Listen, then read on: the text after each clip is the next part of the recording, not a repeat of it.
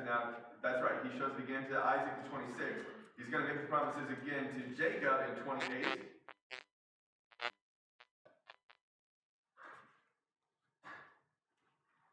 That last paragraph in 26, doesn't that point to why? It does. Okay, yes. All right, so at the very end of 26, that wasn't what I was thinking, but you're right. At the very end of 26, we see Esau taking two Canaanite wives. All right? And so that is going to come up again here. What about specifically with the story of Isaac and Abimelech? The lie. The lie. How does that relate to chapter 27?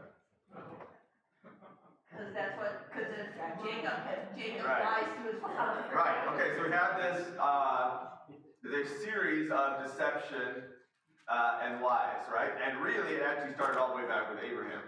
Right? We had the two times with Abraham lying about his wife. Chapter 26, Abraham's son Isaac does the same thing and lies about his wife. Now we get to chapter 27. Isaac's family proved to be deceivers as well. And this is going to continue throughout the rest of the family, right? So we're going to keep seeing this theme of people deceiving. All right, good. All right, yeah, Lauren. Well, I mean, yeah, we read that, but I think we don't want to miss over it. It's helped them lie. Yes. So, I mean, she should be held accountable too. Yes. Yeah, absolutely. And so there's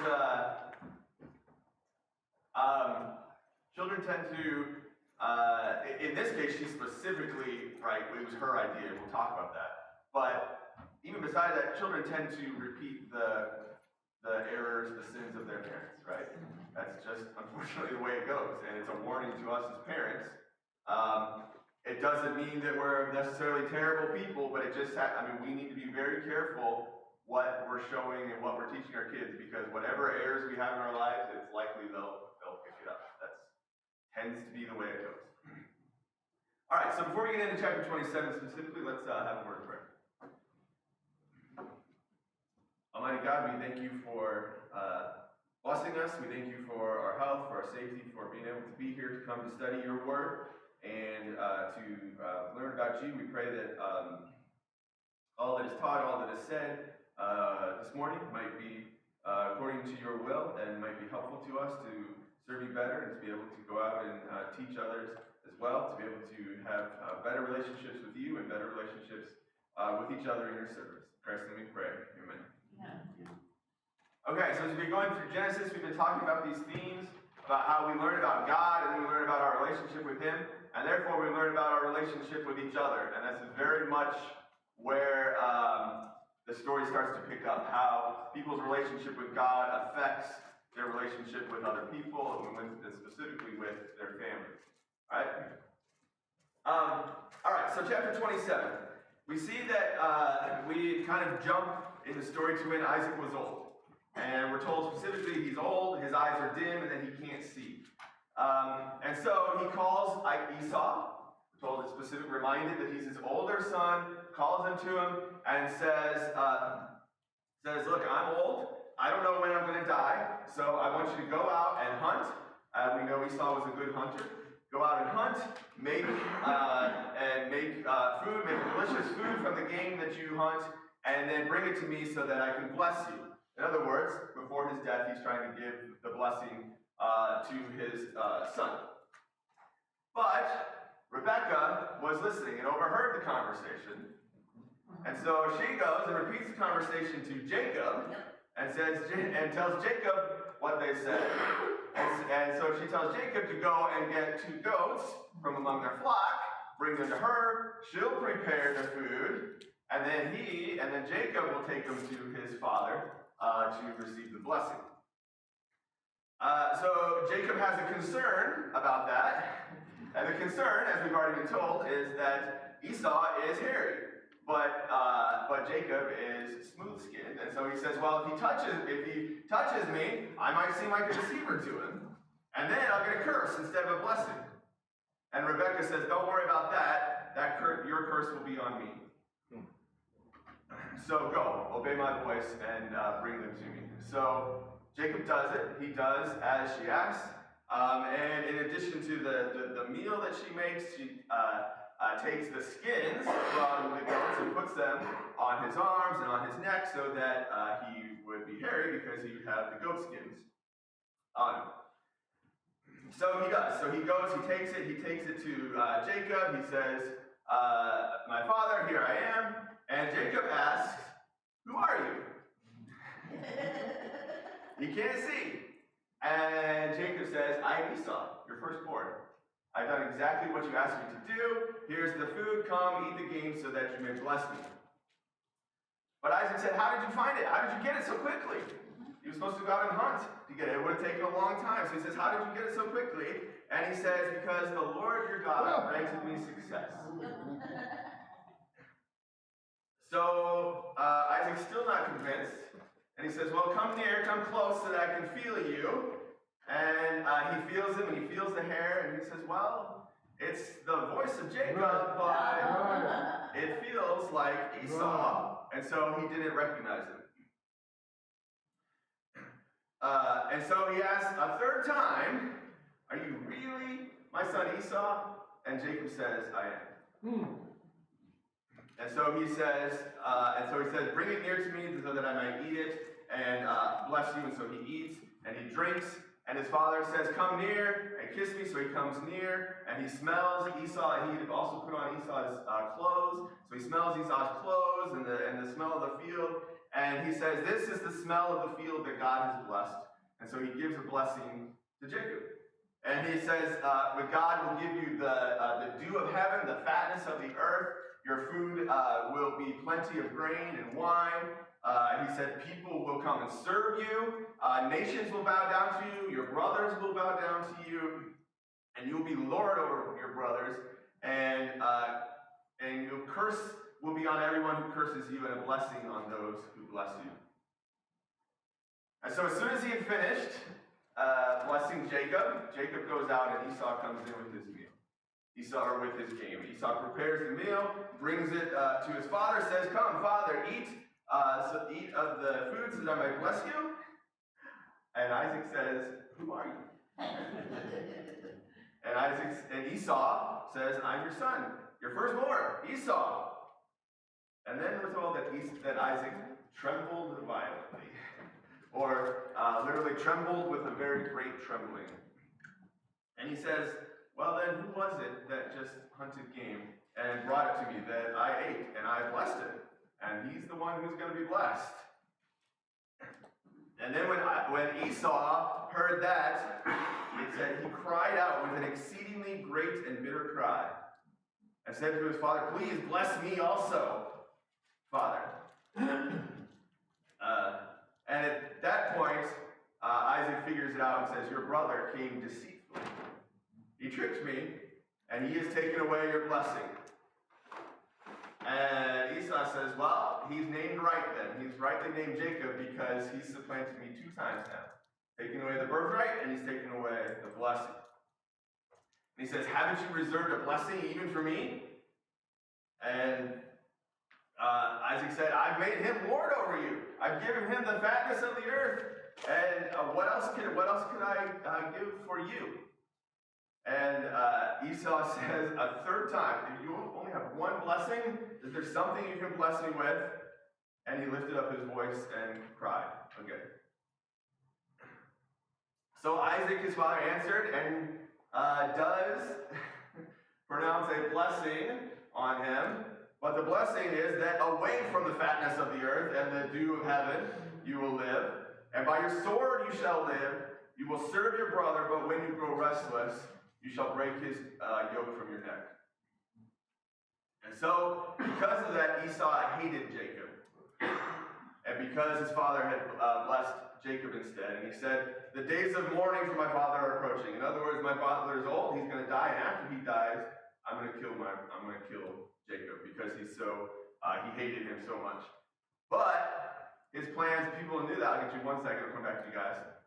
The plans were told to Rebekah that Esau was planning to kill Jacob, and so she goes to Jacob and tells him, you got to get out of here. I want you to go back. You got to go back to Laban's house, and then when his hatred subsides over time, I'll let you know when you can come back.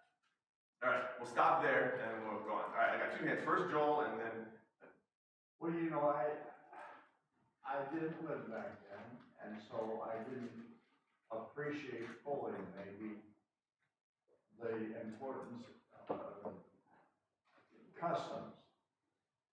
But I just can't imagine, honoring that blessing. If I was, Isaac, I think I would have said, well, you lied to me, then you don't get the blessing. yes. Okay, so good point there. I think you're going to respond to that. So let's. Isaac knew that this was from God. Yeah. That he actually, when he gave the blessing to Jacob instead of Esau, that it was all the providence of God. That's why all this happened in this way. So that's why he told Esau, I've already blessed your brother, can't be taken back, and et cetera, et cetera. And we know, because we were reading it in God's book, that it's all the providence of God, it's all God working. Right. And Isaac knew, because he was, God was working through him. Isaac actually knew right then that it was God.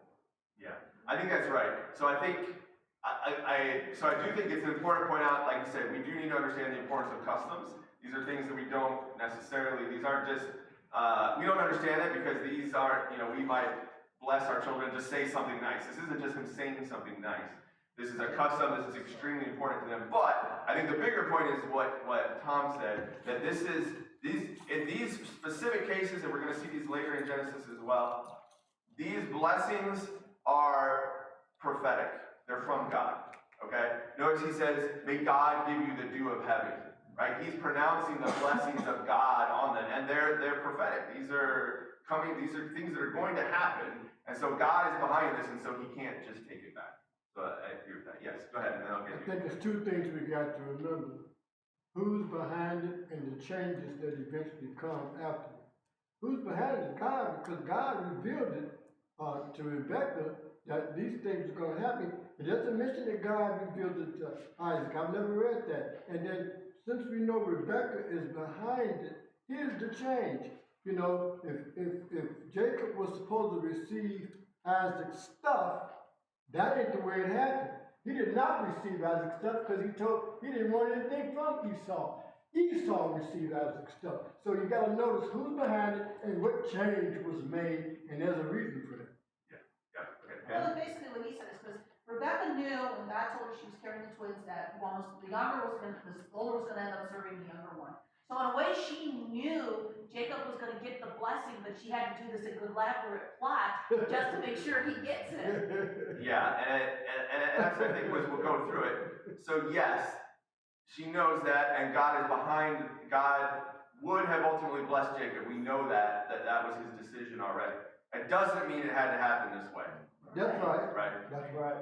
Okay. I think. Dina, did you have your hand up before? No. Okay. All right.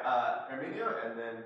Yes, and what I like about the story is the fact that the mother loved Jacob the most. Yes. This reminds me of one of the passages of the scripture where it says that so God loved the world in such a way that he gave his only begotten son. It is the same way that the mother loved Jacob. Jacob was able to get the blessing. So God loved humanity, and as a humans, we were able to get the blessing, which is Jesus. It is very simple. Yes, and when you come to the New Testament, it is going to talk about the fact that, this was God's determination that the blessing was going to come through Jacob, and similarly, how we are blessed, that God has chosen us to be blessed. Okay, yes. My thought was that Isaac should have known that Esau had sold his birthright. Yeah. Yes. So there's a lot of questions about what's going on here with Isaac in my mind that aren't explained. Again, that God had come and spoken to Rebekah, so we know for sure that Rebekah knew that God had chosen Jacob. That's right. We're not told if she told Isaac. That's We think right. she did, but we're not told that she did. That's right. So why after the birthright and the blessing, the events happen differently, but those things are supposed to be tied together. Those things are supposed to go together. So why Isaac is trying to give the blessing to Esau, when the birthright has already been given to Isaac, we don't know if he knew about That's God's right. prophecy. So yeah, there's a lot of questions. No, I didn't, because I was just like, Okay, so we are told that Isaac's eyes are dim, that he couldn't see, so we've had this idea of what God sees and what people see. In this case, what Isaac doesn't see. And I think the suggestion here is it's not, he's old, right? It's not necessarily just that his eyes are dim. It's a suggestion of the fact that he can't figure out what's happening here, right? He's kind of dim in other ways, right? All right, so whose idea is this whole thing? Rebecca, all right? So, well, yeah, all right, so, and you guys have already mentioned it. It's her idea because Jacob is her favorite. Remember, we're told that. So the original source of this whole problem, this whole thing that happens, is because of the parents' favoritism. Okay, and yes, she knows that Jacob is supposed to be blessed by God, but that doesn't mean it has to go like this. Right.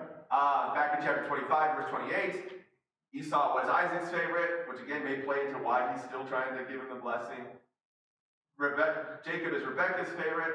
And so this favoritism causes this big problem, and in reality sets off this chain of events that's going to happen throughout the family. Okay, so yes. I think too, this reminds me also of the thing with Ishmael and Isaac, where people are trying to manipulate a situation without understanding God is going to make it happen despite. Amen. That's it. Despite your sin. Yes. You know. Exactly. That's it. Exactly. So even if I think the biggest factor here is that Jacob is Rebekah's favorite. But even if you can kind of argue that she knows God's will and she's trying to make that happen, and even then she's just manipulating it in a bad way that doesn't need to happen. All right. So parents, take heed about favoritism with your kids. It's going to lead to problems. And don't want to go down the whole thing there, but I will just say, I heard this and I knew this from the time I became a parent, but it can be surprisingly hard. And you have to actively work at that because it's very natural. If you have a kid who leans towards your interests, is more like you, it's just very natural and very easy to just kind of, without even thinking about it, maybe show them some favoritism. So parents, be careful of that. Yeah. I can't help but wonder if Rebecca's way that she thought, how much she had already influenced Jacob in regard to taking away or manipulating things to where he got Isaac's birthright. Yeah. And maybe he came up with that idea as far as, well, give me your birthright and I'll share my food with you. Yeah. Seems to me like Rebecca was behind that too. Yeah, and I'll just go through this very quickly, but there's an interesting. Rebecca comes out very well in the first chapter. We talked about that, where remember when Isaac's servant goes to find her for Isaac. But after that, not good at all. Okay. So really, we see her acting like Eve here in a bunch of ways, and I'm gonna go through this really quickly. But there's a whole bunch of parallels here to Adam's family. That's right. Notice that she tells Jacob to obey my voice. And remember at the sin in the garden, Adam obeyed the voice of Eve. There's obviously deception, just like there was deception. She was deceived into sinning. Right. Notice when she says, "Let your curse be on me," right? That's what happened with Eve. They had been blessed, and then they received a curse. Having strife between two sons, having strife between them. One is Esau hated Jacob and is planning to kill him, just like Eve's son killed her other son. So there's a lot. So you can think. I'll just leave that there for you to think about. But this similarity to Eve is not good, right? In all the bad ways. That's right. All right, and then we have Jacob. So Jacob, how does it? Well, I won't even. Obviously, Jacob is doing very bad, right? This is not good. There's nothing positive here about what's going on with Jacob. All right, so yes, his mother tells him, but he goes along with it. And let's think about what's going on with Jacob here. What is his objection to the plan? Well, all I think is that he thinks his father's gonna know the difference between him and Esau, you know, Yes. that's why he said, he's gonna touch me, I'm scared, I don't have hair. Right. So it basically, in his mind, is I'm gonna debate about this, but Rebecca keeps telling him to do it. Well, I'll make it, it's gonna happen and stuff. Right. But I would, you know, even though Isaac's mind and blindness was going, he would know the difference between the boys. Right. Well, he says, he's to his mother, perhaps my father will feel me and I'll bring a curse upon myself. Mm-hmm. So he was worried about being cursed and found out. Right. So, is he worried about whether it's right or wrong? No. Okay. So, I might seem to be a deceiver. Oh, really? It might seem like you're deceiving your father. Right? He doesn't want to say it. Come right out. But it might seem like I'm lying to him. Okay? So his only objection is that he might get caught and he might get a bad consequence instead of a good consequence. Right? He's not worried that he's lying to his father. He's not worried that he's stealing what belongs to him, should belong to his brother. Okay? And then just look at the lies, right? I am Esau. Your first one. I mean, there's no half truths here. There's nothing like, right? I have done what you told me to do. Yeah. Wrong. No. Okay. And then, right? And then when Isaac, says, well, how'd you get it so fast? The Lord granted me success. So he's using God's name in his deception. Yeah. Right? And I just put up some exclamation marks. I mean, if you read that, knowing even if all you know is what we studied so far in Genesis, if you read that and it doesn't make the hair stand up on the back of your head, Right. I mean, come on. Right.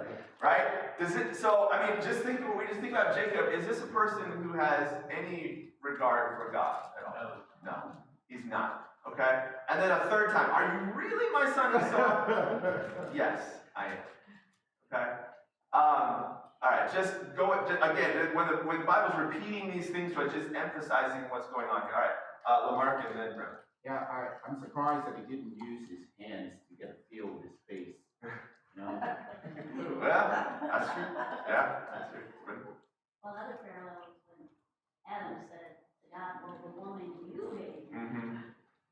I was thinking about that too. Right. Invoking God in his sin. Yeah, and I actually had that on the slide at one point and took it off. But yeah, exactly. Like, come on. Okay. So, but ultimately, the deception works. And Isaac pronounces the blessing on Jacob. So this is the point we were making earlier, that he starts the blessings with "May God give you." Okay, so there's a prophetic element to this. It's cultural, but in this case, it's coming from God, right? Because these are things that are going to happen, right? This is part of God's prophetic blessing on them. All right. So look at the details here of the blessing. The dew of heaven and the fatness of the earth, plenty of grain and wine. In other words, you're going to have what you need, right? May God always give you what you need, right? You need water, you need food, but it's not just what you need, but it's also to be prospered, right? The fatness of the earth. It's not just grain; it's wine. Right? So in other words, yes, you'll be taken care of. Yes, may God always take care of you, but he also may prosper you, right? Which is what we've seen with Abraham's family, right?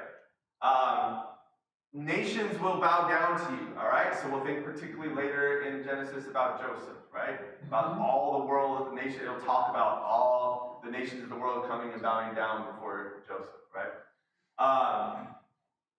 You'll be Lord over your brothers. All right, so as we said, this fulfills back to chapter 25, verse 23, when God spoke to Rebekah, that the older would serve the younger, right? Okay, so again, this is where that is fulfilled. That's actually going to happen. And then it will curse. I'll curse those who curse you. May God curse those who curse you and bless those who bless you. Right? Same thing God said to Abraham way back at the beginning. Chapter 12 and verse 3, when God first gave the promises to Abraham, I'll bless those who bless you, I'll curse those who curse you. Same thing coming all the way through now to Jacob. All right. Sorry, I usually have it printed out on my slides and I left it at home. So I'm trying to, not as smooth here. But, all right, so all these blessings, again, so these are links back to Abraham. These are links to God's blessings on, so this is a prophetic thing. So that goes into why he can't just change it, right? Why can't you just, and we think about what have we learned about God's word? Fulfills it. It happens, Yes. right? So he doesn't have the option to change it because this is not just Isaac speaking, this is God speaking through him, right? Okay. All right, so then we see, at this point, we see when Esau comes back in and finds out what happens, we see his regret. And again, look at the language here. It's interesting, he cried out with an exceedingly great and bitter cry. It's always interesting to me when the scriptures use these words like kind of just emphasizing repeatedly an exceedingly great and bitter cry.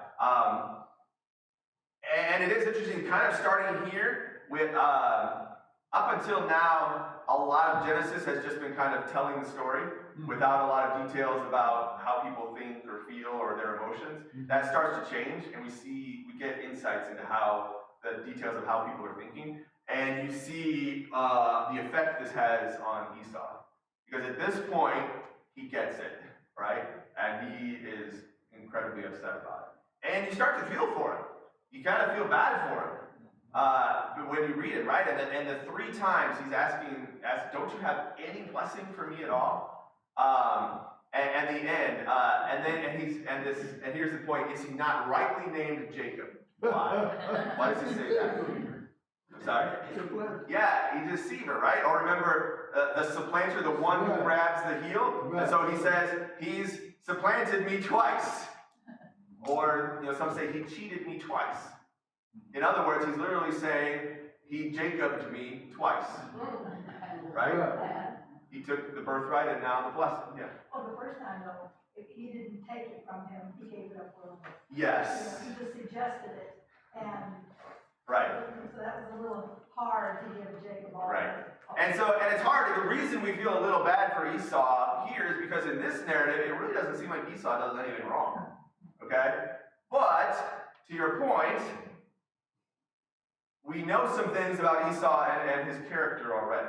Okay? That when the birthright, he chose to give it up. Yeah, Jacob suggested it, which he really should not have done, but Esau willingly gave it up, right? He despised the birthright in that language, yeah. And another thing where the story changed, when Jacob came back and met Esau, he did not want Isaac's stuff. Jacob, to my understanding, Esau got that physical blessing. Jacob didn't want any part of it. God had already blessed it. Yeah. Yeah. Yes. Right. We'll get there. So again, at the end of that narrative, Esau lifted up his voice and wept. All right. So this has Hebrews 12. We talked about this on Wednesday. That Hebrews 12:15-17. It's mentioned specifically. Afterward, he sought it with tears, but he couldn't get it was done. Right. But he sought it. He wanted it then. At the beginning, back in the birthright, all this meant nothing to him. But now he sought it with tears, but he couldn't get it. All right. So think about it. As we talked about, the birthright and the blessing that's a very huge, important thing culturally. We talked about what those meant on Wednesday. But in this case, particularly, they also came with God's special promises to Abraham and to Isaac. The one who received the birthright and the blessing was getting those blessings from God. It's not just a cultural thing. It's not just the inheritance. This is a really important thing. And so, Hebrews 12 tells us that Esau was profane. In other words, because he didn't value what God values. See that? And so even in this story, he's not doing anything wrong. We know he's a profane person. He didn't care about the things that God cares about. All right? And so because of that, God's not going to give it to him. God's going to give it to somebody else who will value it. Okay? Yeah, Tom. And I think that's God's perspective, and that's what the really important part is. Right. God saw that he was more worthy. Exactly. And it's hard right now because Jacob's not doing anything that seems worthy of it either. Okay? We have to read the rest of the story. But we know that Esau's profane. He doesn't value it. And if you can't say anything good about Jacob right now, is that he does seem to value this blessing of the birthright, even though he's doing terrible things to get them, but at least he values what they are, okay? All right, so Esau ultimately gets a blessing, but it's more like a curse. So his blessing is more like a curse, right? His blessing is, you shall serve your brother. The opposite of what he'd already told to Jacob, right? But again, this is prophetic, right? That's exactly what God told Rebekah from the start, that the older would serve the younger, okay? So we're continuing to see this idea of the younger being blessed over the firstborn. All right, so if we think about, how did Adam and Eve's firstborn do? Not good. Not good. Yeah, killed his brother, and so I guess the blessing that came through their family came through their third, right? Through Seth. All right. God's promises to Abraham came through Isaac. Was Isaac the firstborn? He was not. Ishmael was, right? Okay. So we're seeing that, and here it's emphasizing this, right? It talks a lot of Esau, I'm Esau, your firstborn, right? Talking about that. So it's emphasizing us what God told to Rebekah, that the older shall serve the younger.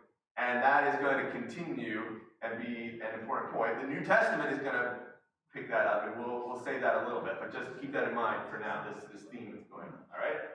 All right, so Esau wants to kill Jacob. Jacob has to flee, has to run away. And he does so because his mother heard that Esau wants to kill him. All right, so I asked you guys, all right, so why does Jacob go to Haran? One thing is to escape, the other is to find a wife. Yeah, okay. So, so 2 reasons. The first is he's got to flee from Esau. He's fleeing for his life, okay? Second thing is he's going there specifically to find a wife. In other words, not a wife from the Canaanites. Right.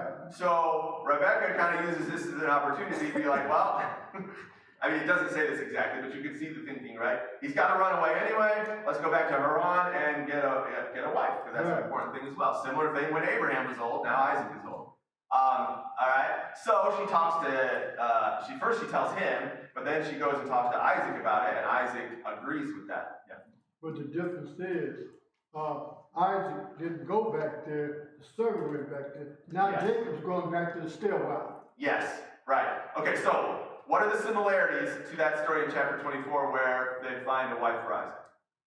To the Abraham's relative. Yes, all right, so he's going back to Abraham's relative, not from the Canaanites. Remember, Esau's wives are Canaanites in that place in here. What does Rebekah say about Esau's wives? Not like him. She doesn't like them, she says she loathes them. Loathes them? She doesn't say she loathes them. What does she say she loathes? Her own life because of them. Yes. Right? Remember back before, it was a bitterness of soul. Okay? Some of us probably can think about that or relate to that. Mercy. If children with their future spouses, if it's not good, right? And here she's to the point, I loathe my own life because of the wives that he's taken. All right, so she's saying that is not going to be what happens with Jacob. Isaac agrees with that. Okay, so they're going back to the same place, to the same people. All right, so on the surface it seems very similar, but there are also some differences. Yes. Go ahead. And the difference is that he doesn't bring anything with him, no wealth, Yes. nothing. He just, Right. he's in haste. He's in haste. He's running for his life. Yeah. What's the other difference? The other big difference. Well, he goes and not a servant. He goes himself. Right. Okay, why does that matter? Not supposed to go back there. You're not supposed to go back. Remember, Abraham was very clear, you will not take Isaac out. That's right. Because he was trusting in the land promise. So at this point, so when we see Isaac leave himself, we're thinking, whoa, what's going to go on with the land promise? He's leaving the land. Right. What if he never comes back? What's going to happen to God's promise? Yeah. Right? Okay? Like you said, this is a hurried trip. There's no planning. There's no prayer. Remember in chapter 24, it talked about the prayer and all the planning that went into that, and they were relying on God's guidance. None of that here, right? He's leaving with no gifts, no dowry. In chapter 32, he's going to look back on it and say, I left with only my staff in my hand. Okay? No comfort, no luxury. I'll get you in a minute, Lamar. Remember when, in a little bit later in chapter 28, he's sleeping on a stone? Why is his pillow a stone? Because he's got no luxury, no camels, no comfort, right? Okay? And it's all because of his choice to deceive, right? So his choice is causing consequences here that are changing the narrative. Okay? Sorry. Lamar, thank you. Well, Rebecca never spoke to their sons and said, you know what, I had a hand in this. Mm-hmm. Yeah, and like I said, after initially coming off well, Rebecca is just, right, from here on out, it's just, yeah. The one thing about Rebecca is that you never hear about her again. Yeah, and I agree, and that's always interesting, right, when you just have this terrible event, and then like you said, that's it. Don't hear anything about it. We'll hear about Esau again, right, but not Rebecca. Okay, all right. So then we have, so on the trip, then on the way up, he's traveling, he has nothing, he's sleeping on a stone a certain night, but God comes to him in a dream. All right, and so we have the ladder. We frequently refer to Jacob's ladder as it can be translated. Probably the idea is steps, like a stairway, okay, more than like we would think of as a ladder, like straight up. Probably more like steps, okay? Yeah. Well, the commentaries I had, they felt like ladder was the correct term, Okay. and that it was translated by people into the steps because of the types of worship that was done at that time with the progressive steps up to. Yeah, and it's interesting because there are some parallels to the chapter 11, yes, the Tower of Babel, thank you, right? Okay, so probably the tower is not what we would think of as a round tower. Probably the tower was a ziggurat where they had the steps that went around. Okay, so again, so think about that as that was a tower that was supposed to go up to heaven, right? So here's a ladder or steps that go up to heaven. You have the angels ascending and descending. So either way, the point is that it's a link, it's a bridge between God and man, between heaven and earth, right? So the angels are coming down and up, going down and up. God is at the top and appears to Jacob. And what does he do? What does God say to Jacob? He's repeating the 3 promises. Yes. Okay, so he makes the promises to Jacob, right? The same promises as to Abraham and Isaac. He starts, and that's how he starts, right? I am the God of Abraham and Isaac, right? Same God, and here come the same promises, right? The land, the nation, and the seed promise. And even the same language, that your offspring will be like the dust. Same thing he said to Abraham in chapter 13. Remember, he points to the west, east, north, and south. Again, same thing he said to Abraham. And specifically the idea of he says, I will be with you, which he specifically said to Isaac, chapter 26. All right, so repeating these, yes? I just think it's interesting that right here it says, all families of the earth be blessed, and the Jews later want to narrow that to just. Yes, exactly. It's so, like, from the very beginning, the seed promise was all the nations of the earth, right? And the Jews just completely disregarded that, even though it was there from the very start. That's a great point, okay? But then there's a new promise. There's a different promise here. He says, I will bring you back to this land. All right, you see that? As soon as Isaac left on his own, we're thinking, uh-oh, what's going on here? But God appears to, as soon as Jacob left on his own, right? We're thinking, uh-oh, what's going to happen to the land promise? God immediately then promises him, I'm going to bring you back. What does that tell you? That's called from the Exodus. He said they're going to be slaves, then they get out and they go build. Well, yes, but I think this one is actually referring to specifically to Jacob himself. I'm going to bring you back to this land. You're leaving, but I'm going to bring you back. I think it's because no matter what we do, God always has his plans, and he makes promises, and he fulfills those promises despite us. Right. God always keeps his promises, right? We've said that like 100 times already, right? Even when we try to make it up. Jacob is not faithful to God. He's messing up the plan. And yet God is saying, my plan is still going to stand. Right? Okay? All right, now I want to think about Jacob's reaction to God's promises. What is as you read through, I asked you this question. think about Jacob's reaction to God's promises, and how do you view Jacob in light of that?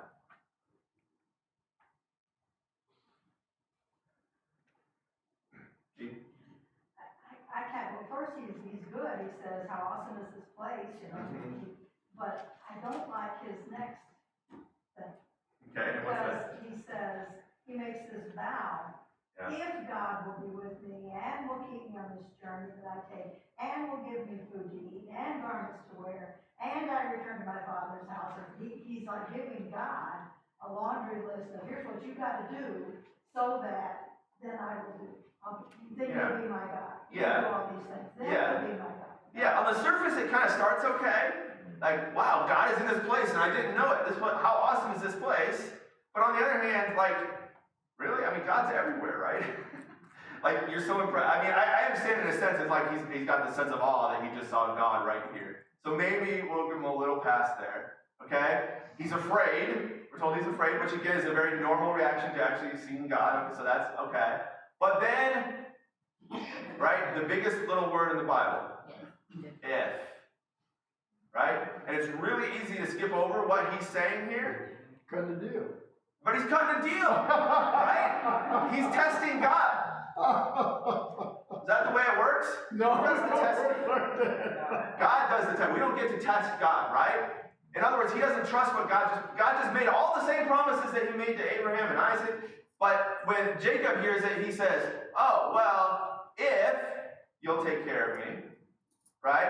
So his obedience is conditional, right? When God gave the promises to Abraham, Abraham got up and left. He obeyed.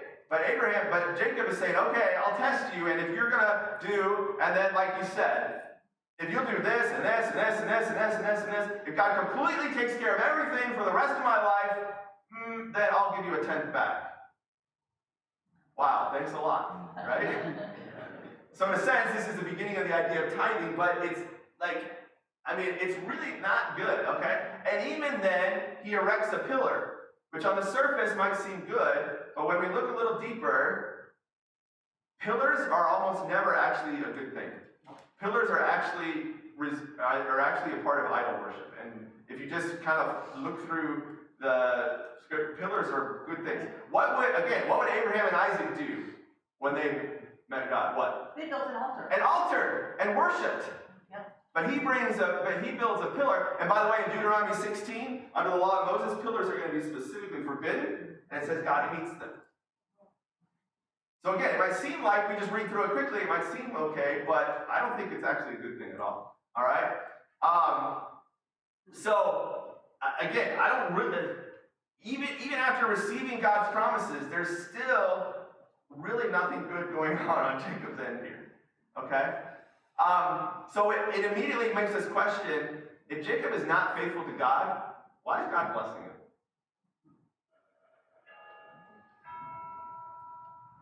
Because God made a promise. Yeah. And, despite what we do, despite the sin, he's going to fulfill his promises because they are leading towards his son. And it's so hard for us to understand because we're used to the idea that God blesses those who are faithful to him. And that's true, there's a sense of that. But in this case, God is actually keeping his promises to Abraham, which is what he said back in chapter 26 when he made the promises to Isaac. He said, I'm doing this because I made the promises to Abraham. Yeah, Tim. Yeah, I understand God's keeping his promises, but you can't help but think that Jacob's faults here are somehow due to his upbringing. Yes. He was definitely the favorite son and knew it. Perhaps he was spoiled. We all know what that does to a child. Yep. And also, his mom was a deceiver also. And that's where he learned something. And his dad was And his dad. Yeah, absolutely. He didn't have the best upbringing, if you ask me. Right. So, Jeremy brought up this when he, in his lesson, in the meeting he preached for 2 Timothy 13, if we are faithless, he remains faithful. God is always faithful to his promise. And then I'll just point this out, we're running out of time. Jacob will suffer many negative consequences for his lack of faith. So even though God is blessing him here, because he's keeping his promises, ultimately, it's not like, wow, Jacob just gets off scot-free and nothing negative happens. So we'll track that as we go. All right. Great is thy faithfulness, right? God's word remains faithful even when we mess it up. God's word is going to happen. But our lack of faithfulness has consequences, right? And this is what we're saying. God would have blessed Jacob no matter what. He didn't have to do it this way. Rebekah didn't have to set it up to do it this way. And because they did it this way through deceit, these actions are going to follow him, actually literally the rest of his life. We're going to follow, if you follow and track, we're going to see the consequences of what happens right here for the rest of Genesis. Actually. Okay? And then finally, our lack of faith leads to strife in human relationships. Our deceit, think about Isaac and Rebekah's favoritism to start with, and then their deceit here, again, think about, to Dale's point, their impact on Jacob's life, the broken family that happens, and it's going to continue with the generations that follow. Think about Esau's ungodly wives, okay? And the problems, and they're causing all these problems their parents loathe their lives. When we are unfaithful to God, then it causes all these problems and strife in our family, and all this problem and strife in our human relationships.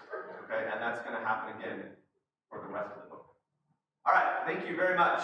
On Wednesday, chapter 29 and 30.